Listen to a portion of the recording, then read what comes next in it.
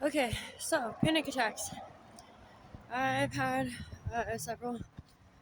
Um, kind of a lot. And I have had some experiences that were not so pleasant with the police in when I have a panic attack in public.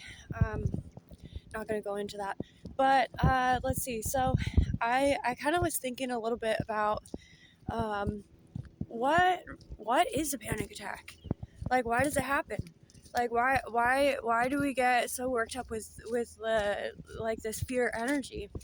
And I was thinking, I'm like, okay, so a panic attack is basically you have a whole bunch of energy built up inside your body, and like, I mean, you get like shaky, and like a lot of times, like, you want to like breathe a lot. um And I was thinking about it kind of like from a more spiritual standpoint, or even just like an electronic circuit standpoint. And someone who's in a panic attack, to me, looks like an ungrounded wire. Um, and so, I mean, that's definitely I can see the perspective from like a police officer's angle, as far as like that looks scary. Um, and also, if you have any like any perception of like empathy or compassion or anything like that, if another person is extremely scared, it can cause like potentially two different reactions. And the first would be like that direct link mirroring, where you see someone who's scared, so you feel scared. And a lot of times the reaction is pretty defensive. And then let's see, the second reaction would be more like it's kind of like this.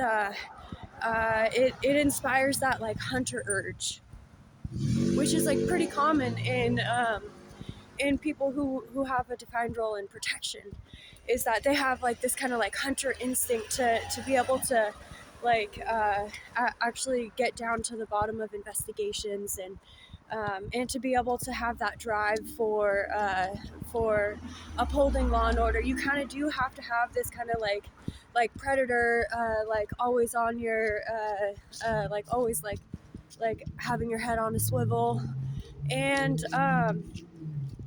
so sometimes that fear energy that's within another person, I could totally see it, either one, being completely mirrored in a police officer, which would cause a defensive fear response, or two, inspiring that like that hunter urge, or the like kind of a more primal instinct, which is really, really, really, really difficult to fight. So both of those are like potential reasons for that. And I also have been I have had panic attacks in public, and they are scary. And at one point, I got locked up for it. And they said that I was being aggressive when I had a panic attack. I hyperventilated. I fell on the ground. I like passed out, or I fainted. And yeah, so they said that I was being aggressive, and it really does depend on your perspective. So I don't know. It's important to keep in mind that like when someone is like vibrating on this fear energy level, a lot of times it can either be perceived as that person is aggressive because that person is feeling the fear energy coming off of you, or it can inspire that predator, like protect, like this person is like has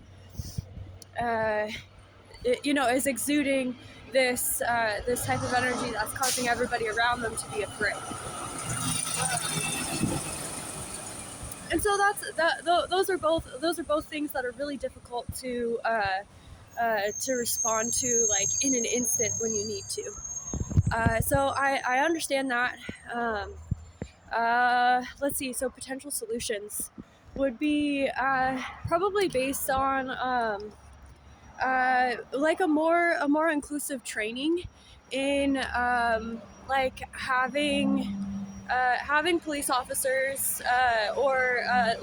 any type of law enforcement um, have just a little bit more hands-on experience with fear, like fear environments and fear scenarios, um, before they are forced to just like get put out there and then have no idea what they're supposed to do.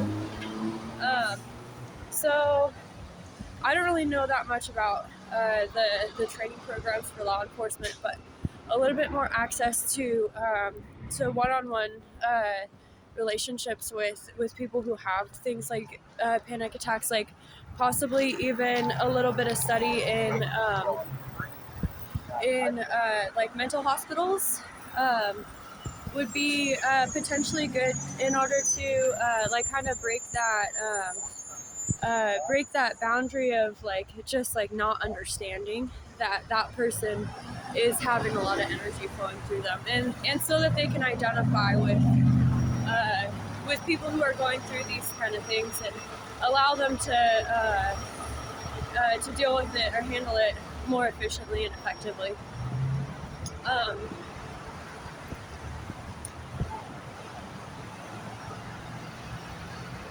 let's see. So